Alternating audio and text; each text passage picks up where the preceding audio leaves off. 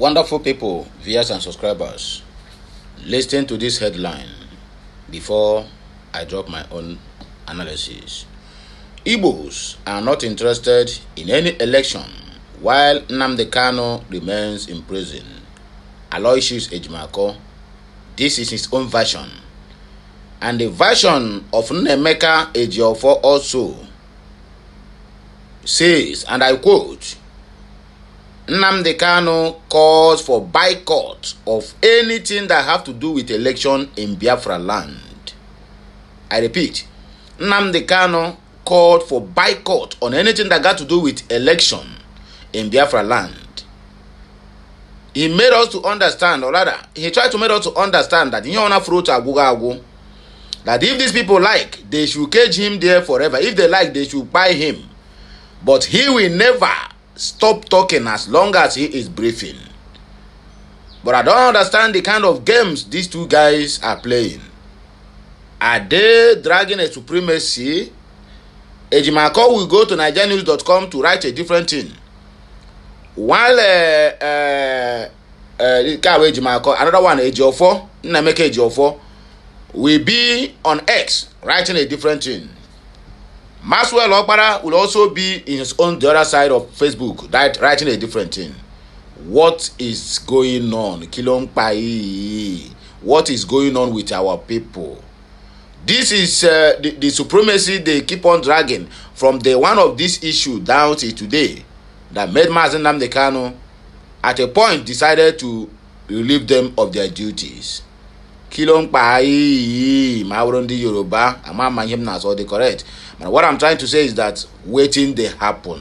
Anyway, my people, this message now waiting I carry come this morning, Friday, and today happens to be the 17th day in the month of April in the year of 2026. Let's go there. As you are watching, make sure this message goes viral. Nnamdi Kanu says everybody should boycott anything that got to do with the election, as long as these people keep allowing him to stay inside that dungeon they call correctional center.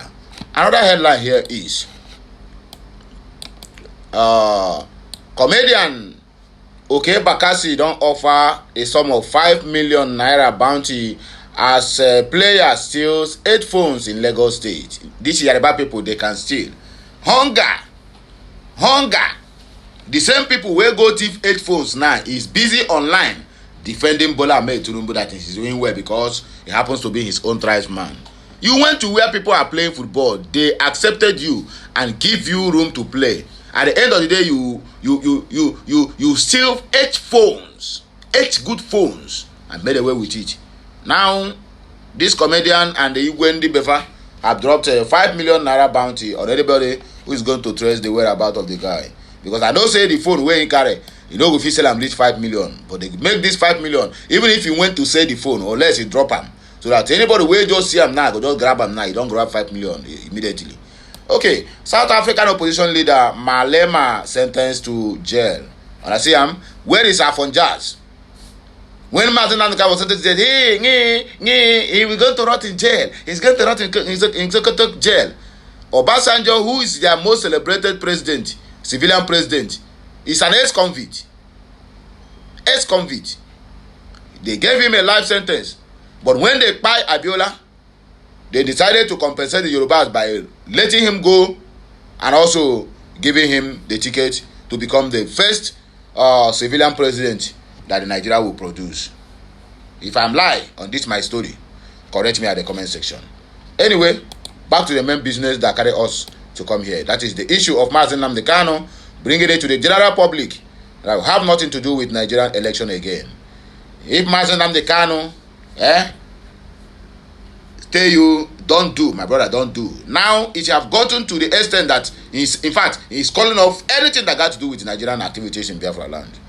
The Council of the Indigenous People of Biafra, IPOB leader Nnamdi Kanu, Aloysius Ejimako, has declared that a significant number of Igbo youths are unwilling to engage in any general selections as long as the leader of the Indigenous People of Biafra, IPOB, remains in Sokoto Correctional Center. According to the reports, Ejimako made this known while explaining why the City Boy movement, a President Bola Ahmed Tinubu 2027 election group failed to gain traction in Nigeria's southeast region. Recall that the City Boy movement appointed popular Hotelakum businessman Obinna Iyebu, popularly known as Obi Kubana, as East Southeast Regional Coordinator. However, the last outings by the City Boy movement in Imo State fell short of success. In fact, then the City Boys, all of them have took to their heels. Nobody want to come back again. Speaking on recent political events in the southeast, Ejimako, in a post via X, said his findings shows that the movement struggled due to widespread disinterest in electoral politics among many young people in the region. According to him, Kanu's continued incarceration has been the dominant issue shaping political attitudes in the region. He wrote, "From my investigations, the City Boys movement quickly failed in the southeast because vast majorities of Igbo youths are not interested in any general selections that will be held while Nnamdi Kanu still remains in prison." For them and for now, that is the hashtag, the big elephant in the room. That is Mazi Nnamdi Kanu. Heard him, you are still holding him. Pay him, let him go. You said no. I am paying the price for speaking out for Nnamdi Kanu. Obi Agocha, na expect this one, say they don't the witch hunter mo. Say people they witch hunter because he's speaking out for Mazi Nnamdi Kanu. So let me see what he got to say. Let me see what he got to say. This okay, Bakasi, your message have to be pending. I am paying the price for speaking out for Mazi Nnamdi Kanu, Obi Agocha. Now I talk this one. Okay. The member representing Ikwano and Omaya Federal Constituency in the House of Representatives, Obi Chukwu Agocha, has revealed that his persistent demand for the release of embattled leader of the indigenous people of Biafra, IPOB Nnamdi Kanu, has come at a high personal and political cost. Agocha said he had suffered losses and negative profiling due to his stance, but insisted that he had no regrets over his actions. I know that I have lost a number of the House of Representatives for speaking up for Nnamdi Kanu and other constitutional issues. The position I have taken, he said. The lawmaker disclosed that his continued advocacy has led to him being labeled and sidelined in certain quarters. I know what I'm losing now because they have marked me. Okay, he's always on this side, but I don't regret it any moment, Agocha added. He maintained that his position was driven by the conviction and a commitment to justice. Obi Agocha further stated that he had been given the sole mandate by Kanu to negotiate his release, describing the move as a demonstration of trust. According to him, the approval underscores the confidence the detained leader IPOB has in his efforts. The federal lawmaker has criticized some leaders in the southeast for allegedly avoiding discussions around Kanu's detention and broader challenges affecting the Igbo people. He called for greater courage and unity among leaders in the region to address pressing issues. Drawing a comparison, Agocha urged Igbo leaders to emulate the approach adopted by Yoruba leaders in securing the release of Sunday Igboho. He stressed that the need for a coordinated and a united effort to achieve similar results for Kanu. The lawmaker, however, praised the Abia State Governor Alex Oti for taking steps to mobilize Southeast governors towards advocating for Kanu's release. He described the move as a positive development that could help galvanize broader support.